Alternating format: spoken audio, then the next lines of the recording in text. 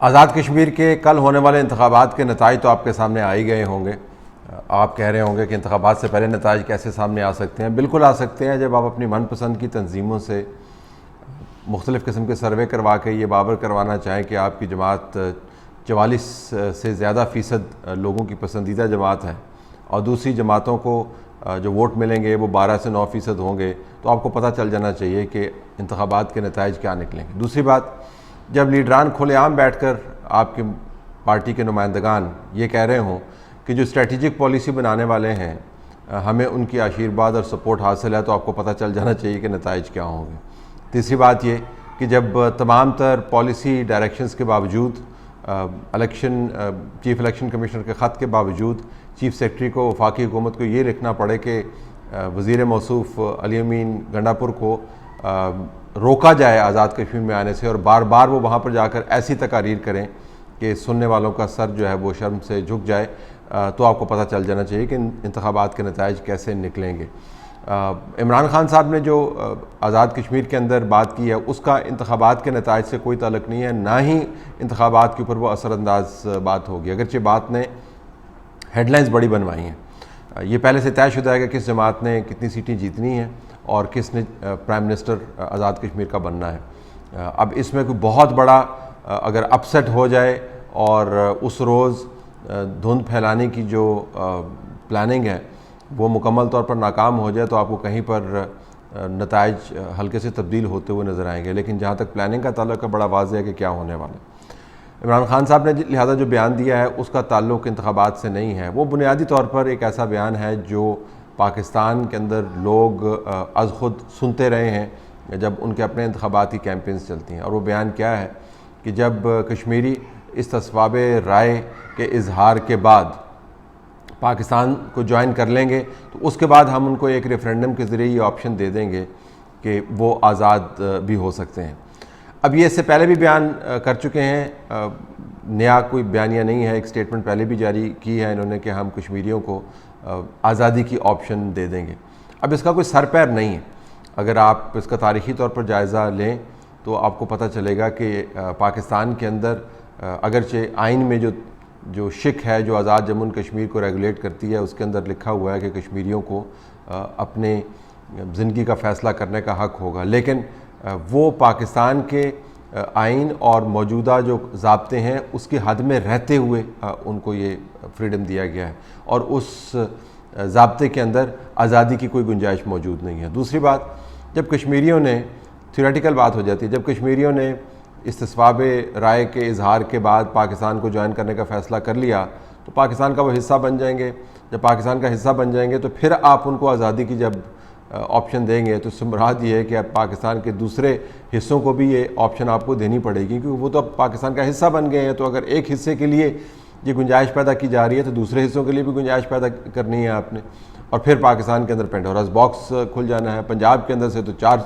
صوبے بننے کی بات ہوتی ہے، کے پی کے اندر سے 4 صوبے بننے کی بات ہوتی ہے، سندھ کے اندر ایک اور مسئلہ ہے، بلوچستان آپ کے سامنے ہے، گلگت بلتستان جو ہے ان کا ایک اپنا ٹیک ہے کہ پاکستان کے ساتھ ان کی ایسوسیشن کیا ہونی چاہیے۔ تو یہ جو پینڈوراز باکس ہے ظاہر ہے کوئی اس کو نہیں کھولے گا، لہٰذا یہ جو بیان دیا گیا ہے یہ خالی خولی ایک بیان دیا گیا ہے، اس کو زیادہ سنجیدگی سے لینے کی ضرورت نہیں ہے، کیونکہ اس کا تعلق ان بیانات کے تسلسل سے ہے جو ہم پاکستان کے اندر سنتے چلے آ رہے ہیں۔ 2018 سے لے کر اب تک ہم نے اتنے بیانات سنے ہیں کہ اگر آپ نے یہ وقت کا انتظار کریں، اگر یہ ہوا تو پھر میں یہ کر دوں گا، اگر یہ ہوا تو پھر میں یہ کر دوں گا، یہ ہونے والا ہے، آپ انتظار کریں۔ تو 2018 سے پہلے سے لے کر اب تک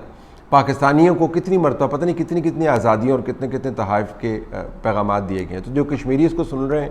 ان کو پتہ ہونا چاہیے کہ اس معاملے کو زیادہ سنجیدگی سے نہیں لینا چاہیے۔ ہاں، ایک زاویہ یقیناً ہے جس کو سنجیدگی سے لینا چاہیے، آزادی کا معاملہ کشمیریوں کے لیے، چاہے وہ آزاد کشمیر کے اندر ہو یا مقبوضہ کشمیر کے اندر ہو، وہ ایشو ہے جس کے اوپر ان کے دل جو ہیں وہ جلے ہوئے بھی ہیں اور دلوں کے اندر ایک امید کی شمع بھی روشن ہے، ان کی زندگیاں گھومتی ہیں اس تصور کے گرد کہ ان کو آزادی مل جائے گی یا وہ آزاد ہو جائیں گے۔ وہ زندگیاں گزارتے ہیں، اپنی تمام سٹرگل کو مقبوضہ کشمیر کے اندر ٹیلر کرتے ہیں آزادی کے گرد، ہندوستان سے آزادی حاصل کرنا یا وہاں پر جو آزاد پرست جماعتیں ہیں ان کا خیال ہے کہ نہ ہندوستان کے ساتھ رہنا ہے نہ پاکستان کے ساتھ رہنا ہے، ہمیں آزاد رہنا چاہیے۔ تو آزادی کا جو ایشو ہے یہ کوئی کروڑوں نوکریاں یا لاکھوں گھروں والا وعدہ نہیں ہے، یہ کوئی اکانومی کو بہتر کرانے والا وعدہ نہیں ہے، یہ کوئی گورنر ہاؤس کو، پرائم منسٹر ہاؤس کو یونیورسٹی بنانے والا وعدہ نہیں ہے، یہ کوئی گائیں بھینسیں بیچ کر ملک کے قرضے اتارنے والا وعدہ نہیں ہے، یہ غربت ختم کرنے والا وعدہ نہیں ہے۔ یہ ویسے وعدے نہیں ہیں جو عموماً سیاستدان اپنی کنسٹیچوئنسیز کے ساتھ کرتے ہوتے ہیں۔ یہ ایک انسپریشن ہے، یہ زندگی کا مقصد ہے جس کے اوپر ایک قوم کشمیری جتی ہوئی ہے۔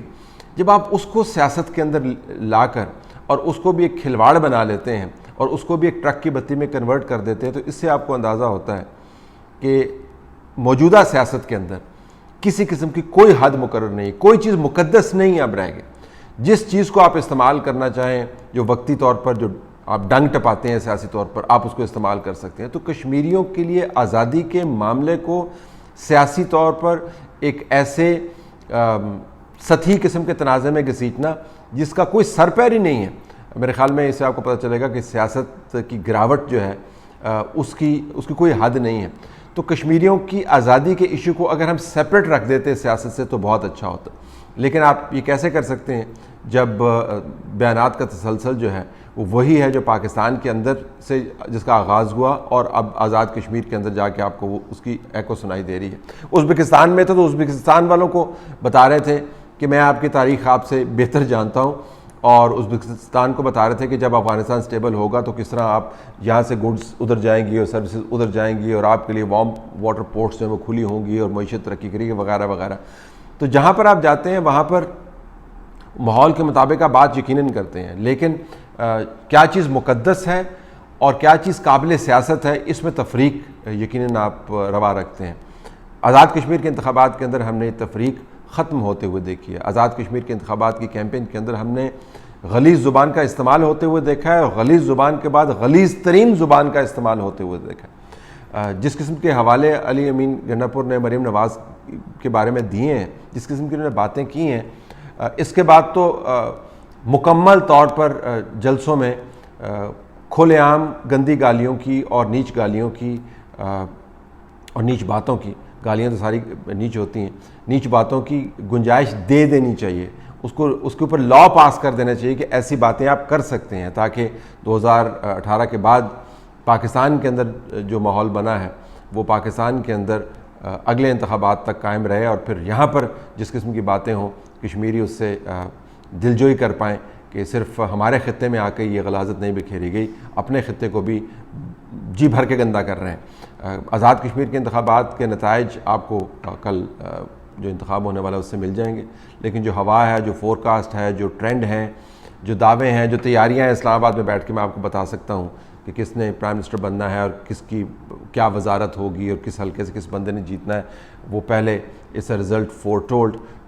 دیکھتے ہیں کہ یہ پلان جو ہے وہ کتنا کامیاب ہوتا ہے، لیکن فی الحال جو تیاری ہے اس میں غلطی کی گنجائش شاید نہ ہو اور نتائج وہی نکلیں جس قسم کے نتائج کی فور کاسٹ جو ہے، پیشین گوئی جو ہے من پسند کے سروے کمپنی سے کروائی جا رہی ہے۔ لیکن بہرحال اگر کشمیریوں کی آزادی کے معاملے کو اس سے علیحدہ رکھ دیا جاتا اور غلاظت اگر آزاد کشمیر کی کیمپین کے اندر اس طرح نہ بکھیری جاتی جس طرح بکھیری گئی ہے، تو پھر جو بھی رزلٹس نکلتے وہ سیاسی طور پر تو متنازع رہتے، لیکن کم از کم لوگوں کو یہ خیال ہوتا کہ صرف یہ تنازع سیاست تک محدود ہے۔ اب ہم نے سیاست تک اس کو محدود نہیں رکھا، اب ہم نے پاکستان کی اسٹریٹجک پالیسی کے جو کور گولز ہیں ان کو بھی بیچ میں انوالو کر دیا ہے، اور ایک ایسی لفظوں کی جنگ چھیڑ دی ہے جو کشمیر میں جس کی گونج ہوگی، لیکن اس کے اندر جو خون خرابہ ہوگا وہ آپ کو پاکستان کے اندر ہونے والے اگلے انتخابات میں نظر آئے گا۔